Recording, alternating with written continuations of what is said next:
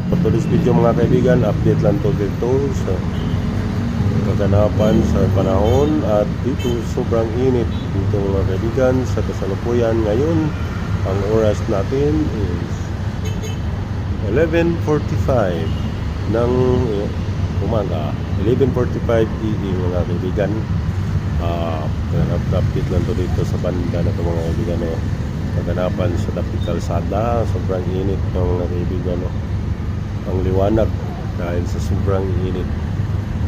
Sobrang init talaga mga kaibigan. Kaya update lang to natin mga kaibigan. Nandito ako ngayon sa second floor second floor ng Dapit Kalsada. Wala pa man tayong mga bagong video. Nandyan maraming mga motor dyan nagtago kasi sa sobrang init. Sobrang init talaga mga kaibigan.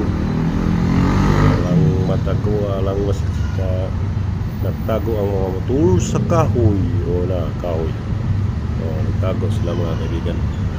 Shout out sa inyong lahat mga kaibigan, at maraming salamat sa patuloy ninyong pagsuporta sa akin.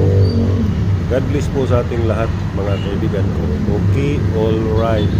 See you sa next vlog. Bye bye.